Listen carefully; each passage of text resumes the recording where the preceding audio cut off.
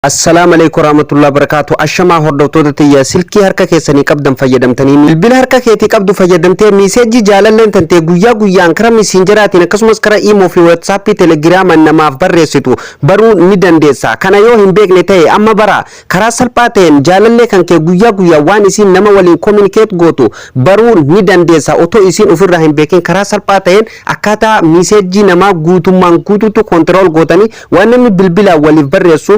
akkasumas social media kamiin wali barreessu jechuudha bilbila sanii waan namni sun fayyadamu guutumaan guutuutu control godhanii gara bilbila keessanii akkaataa itti forward godhuu itti dandeessan isin barsiisa. Aappii guyyaan osoo namni sun hin beekin meseejii isaa jalaa dhossee isiniif erguun isiniif qabadhee dhufe aappii kana original isaa eessaa akka buufattan viidiyoo kana gara dhumarratti isinitti hima. Like, share, subscribe gochuu hin dagatinaa. Kallattii man karaa barumsaa isin dabarsa. Ana magaa gadi buufadhee waan an qabuuf hordoftoota kiyya step isaa takka lama jedheetiin keessa seenee isin argisiisa. Na faana bu'a. Dan hordoftoota kiyya aappiin yeroo duraaf keessa seentan haala kanaan isiniif bana jechuudha kun akkuma argitan jechuudha amma naabanee jira jechuudha keessan jira asirratti jechuudha hordoftoota kiyya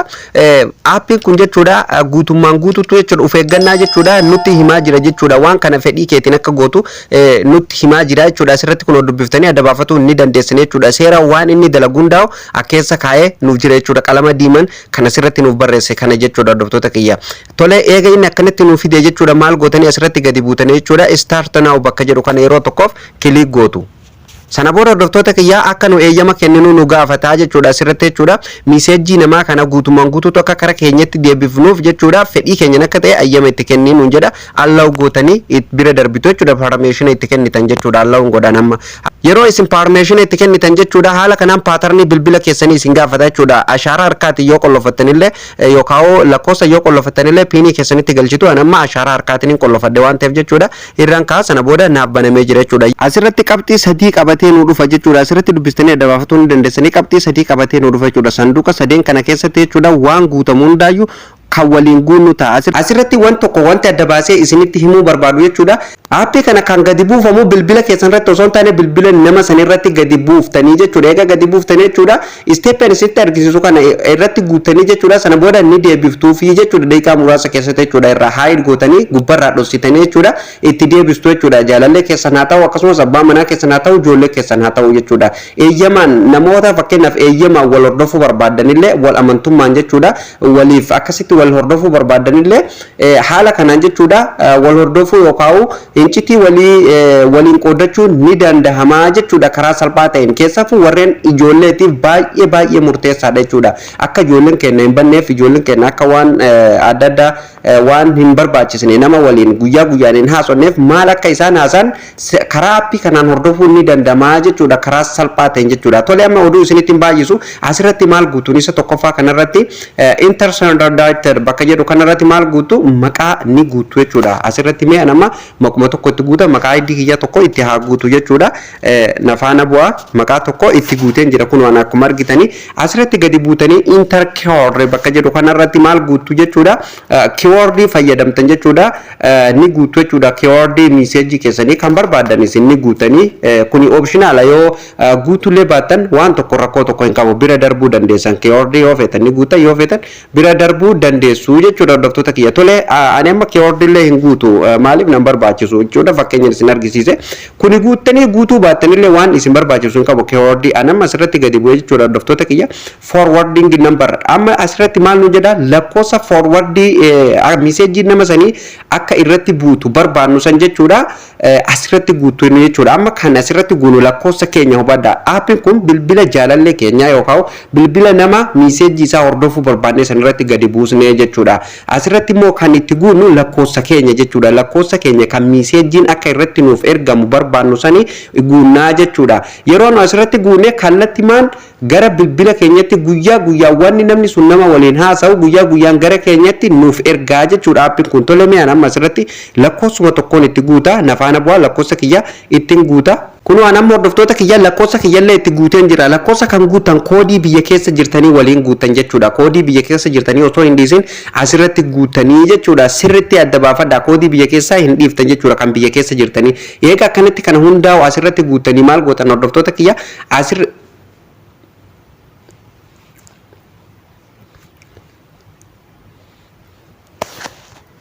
eega kana hundaa akkanatti asirratti guutanii hordoftoota kiyya maal gootan jechuudha. Fakkeenyaaf gara email irratti illee akka message isiniif ergamu yoo barbaadan gara email atti jechuudha. Fakkeenyaaf wanti namni sun achirratti geessu guutumaan guutuutu gara email irratti akka isiniif ergamu yoo barbaadan asirra dhuftanii jechuudha send help bakka jedhu kanarratti yeroo tokkoof kilik gootu jechuudha. Yeroo isin irratti kilik gootan haala kanaan fuula kana qabatee isiniif dhufa hordoftoota kiyya. Asirratti waa afur nu gaafata enter your name fi akkasumas enter your number.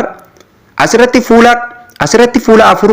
asirratti qabxii afur qabatee nu dhufaa jechuudha. Kun akkuma argitan jechuudha ka tokkoffaarratti enter your name fi akkasumas enter your number akkasumas enter your email jechuudha. Lakkoofsa kan kee maqaa kan kee akkasumas email kan kee akka asirratti guutu si gaafata jechuudha. Asirratti yoo barbaadan maqaa kan email keessaniin qabdan san maqaa email keessaniin qabdan san sirrii isaa otoo hin dogongorin asirratti create gootanii guutanii jechuudha. Asirratti immoo lakkoofsa keessan ni guutanii jechuudha. Isiniif galee lakkoofsa keessan asirratti guutan asirratti illee gadi buutanii email keessan itti guutanii jechuudha. Email keessan eega asirratti guutanii xumurtanii asirratti gadi buutanii maal guutanii yaada keessan fakkeenyaaf asirratti illee yaada keessan tokko ni barreessitu jechuudha. Asirratti yaada keessan barreessitanii jechuudha. Dhiistan yoo barbaadan kana ni dhiistan yoo feetan ni barreessitan yoo feetan ni dhiistanii jechuudha. Maqaa keessan lakkoofsa keessan email keessan isa sirrii otoo qubee takka hin dogongorin asirratti guutan. Sababnis maal beektanii fakkeenyaaf karaa reefuun tan isin argisiisan himee duuba deebiin isin argisiisa karaa mareefu asirratti lakkoofsa guutanne kanaan message qofa nu erga jechuudha. Message qofa nu erga yoommoo karaa kanaan email kana asirratti email keenya bilbila kanarratti guunne jechuudha. Waan namni sun gara imootiin gara whatsaappiitiin telegiraamiin haasa'u guutummaan guutuutti gara keenyatti nuuf erga jechuudha. Gara email keenyatti nuuf ergaa jechuudha. Haala kanaan asirratti eega guutanii gadi buutanii submit bakka jedhu kana cuqaastanii guutummaan guutuutti forward ofirratti gootanii jirtanii jechuudha bilbila nama sanii. Eega asirratti deebina gaama of duuba deebina jechuudha. Eega sanni karaa saniin akka saniin sirreeffannee kanallee eega kanatti maqaa keenyaa fi lakkoofsa keenya asirratti guunnee maal gootan hordoftoota kiyya akkanatti ol harkistu. Jala kanatti gadi buutanii jechuudha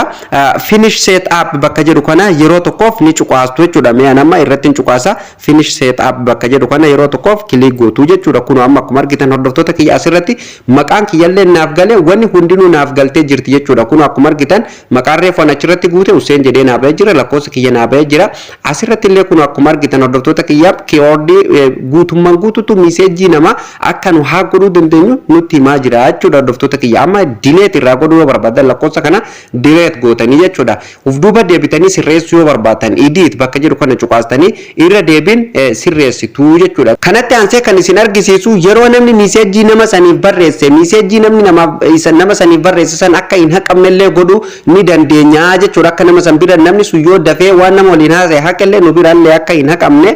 godhuu ni dandeenya jechuudha. Akkasumas yeroo namni nama saniif barreesse akka notification nutti seenu godhatuu ni dandeenya jechuudha. Asirratti tuqaa sadeen irratti ni cuqaasu san godhatuuf asirratti gadi buutanii kun hordoftoota kiyya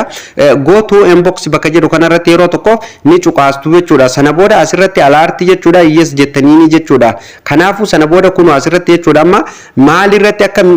siif ergamu barbaada. Fakkeenyaaf message bilbila nama kamiitu irraa ni jirti. App makanarratti akka siif erginu barbaadamoo message gara bilbila kan keetiitiin akka siif dhufu barbaada jedhee nu gaafata. Irra bareedaan message bilbila irra yoo kaayyatan baay'ee gaariidha jechuudha. Sababnis maal beektani fakkeenyaaf aappii kanarra yoo kaa'atan jechuudha isinii galuu dhabuu danda'a jechuudha wanni inni isiniif ergisuun jechuudha. Yoo message bilbila keessan irratti deebifatan jechuudha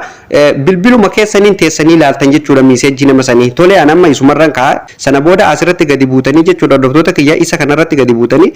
set as ka jedhu kanarratti cuqaastanii irratti walirratti connect gootanii jechuudha. Nama kan walirratti ol deebisee waan jiruuf uf duuban irraa deebi'aa jechuudha. Amma kana hundaa eega xumurree hordoftoota kiyya notification akka nutti seenuuf akkamitti godhatuu dandeenya tuqaa sadeen kanarratti cuqaastu ammallee sana booda asirratti gadi buutanii setting bakka jedhu kanarratti ni cuqaastu jechuudha. General ka jedhu jalatti notification jedhee jira jechuudha. Notification ka jedhu kanarratti yeroo tokkoof ni cuqaastu jechuudha. Sana booda ammallee isuma tokkoffaa kanarratti ni cuqaastu jechuudha. Sana booda haala kanaan fuula kana qabatee isinii dhufaa jechuudha. Show notification ka jedhu fuuldura sanduuqatu jira. Sanduuqa kana haala kanaan bantanii jechuudha samaawii gootanii jechuudha ni bantanii jechuudha. Asirratti gadi buutanii ammallee hordoftoota kiyya iskiriina irratti fakkeenyaaf yeroo notification nama sanii isinitti seenaa akka iskiriina irratti ol ba'e isinitti mul'atuuf jechuudha kun akkuma argitan asirratti on the lock screen bakka jedhu kana fuula duratti jechuudha tuqaatu jira tuqaa kanarratti ni cuqaastu jechuudha sana booda haala kanaan qabxii sadii qabatee nu dhufa qabxii tokkoffaa irratti show all notification send their contacts bakka jedhu kanarra yoo kaayyattan jechuudha guutummaan guututu notification iskiriin irratti ol ba'e isinitti mul'ata jechuudha yeroo nama saniif namni message barreesse isa tokkoffaa kanarra yoo kaattan baay'ee bareeda kan gadii kanarra yoo kaayyattan immoo kun asirratti jechuudha show all notification but hide contacts bakka jedhu kanarra yoo kaayyattan jechuudha notification nama sanii guutummaan guututu hin dhoffamaa jechuudha haala kanaan sirreeffatu kan gadii kanarra illee hordoftoota kiyya don't show notification at all ka jedhu kanarra yoo kaattan notification nama sanii guutummaan guututu akka isinitti seene godhattanii jechuudha anama kan olii kanarraan kaa jechuudha haala kanaan irra kaayyatanii notification isallee sirritti sirreeffatanii jirtan jechuudha amma guutummaan guututu waan hundaa'u sirreeffatanii jirtan akka namni sun message san yoo haqillee isin biraa hin haqamne akkamitti akka itti godhatu dandeessanillee isin argisiisa kun asirratti pootan waan bakka jedhu kanarratti yeroo tokkoof ni cuqaastu jechuudha fakkeenyaaf amma asirra delete kanarra yoo keessan jechuudha namni sun delete godhuu ni danda'a jechuudha asirratti isin nan ka jedhu kanarratti ol deebistanii dhiistan isa lammaffaa kanarra pootan 2 kanarrallee maal gootanii nan ka jedhu kanarra kaayyattu jechuudha pootan 3 ka jedhu kanarrallee yoo kaattan jechuudha asiin hunduma isaa haala kanaan nan gootanii dhiistanii jechuudha sana booda namni sun message isaa haqullee hin danda'u jechuudha guutummaan guutuu hidhamee waan jiruuf jechuudha xalafamee waan jiruuf message yoo haqellee isin biraa hin haqamtu guutummaan guututti isin bira ni ta'a jechuudha hordoftoota kiyya haala kanaan jechuudha guutummaan guututti message nama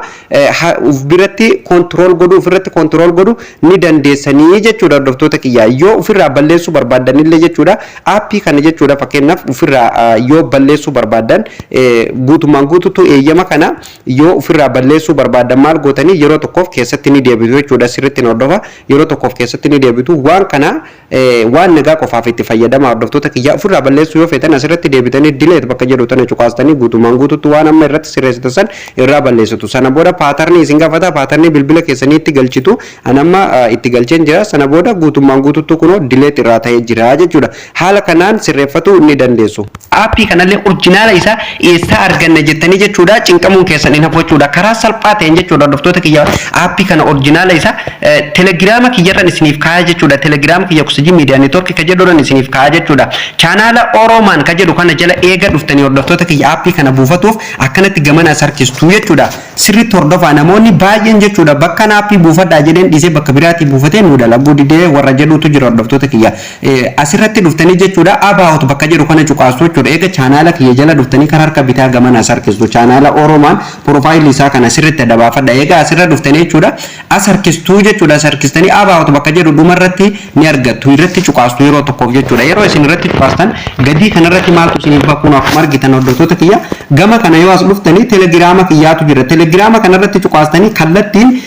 achirra dhattanii jechuudha orjinaala aappii kana achirraa buufatu ni dandeessanii jechuudha egaan hordoftoota kiyya baroomsa irraaf qabannee dhufnelleen kanan gammatti waliin ilaalle kana akka isin gammachiisuu fi akka waarraa baratan abdiin qaba baroomsa kanallee akka waan nagaa qofaaf itti fayyadamtan dhaamsa isiniif godhuu barbaada maarree isinillee viidiyoo kana ilaaltanii eega xumurtanii chaanaala dinqii fi barsiisaa keessan kana jajjabeessuuf chaanaala Oromaan chaanaala keessanii subscribe gootanii viidiyoon dabalataa akka ofii isaatiin isin dhaqqabuuf mallattoo notification tanarra kaayyachuu hin dagatinaan isiniin jedha viidiyoon kunilleen akka namoota baay'ee bira ga'uuf please like tuquu hin dagatina yaada qabdanillee bakka isiniif hin galiin komentii jalatti nuuf barreessaa isiniin jenna hiriyoota keessaniif share waliif gootanii garee adda addaa irratti share gootanii waliin ga'u hin dagatina namoonni karaa kanaalleen isin xalafee yoo jiraate akka isin ofirraa beektanii kan isin barsiise baroomsa kana jechuudha waan akkana aappii akkanaa kanallee ofirraa eeddanii yoo namni waan akkanaa isin irratti hojjete ofirraa beektanii akka isin balaarraa of eeddanii fi kan isin barsiise hordoftoota kiyya namoonni gara Facebook Oxygen Media Network ittiin hordofaa jirtanillee profaayiluma Facebook keenya jala gadi seentanii watch now bakka jedhu mallattoo YouTube ta'e irra jirtu irra cuqaastanii gara YouTube dhuftanii bal'ina baroomsa keenya YouTube irratti baratuu hin dandeessaniin isiniin jedha kanarraaf qopheeffadhe asuma irratti raawwataa baroomsa yeroo itti aanutiin hamma walitti deebinutti turtii gaarii qabaadhaa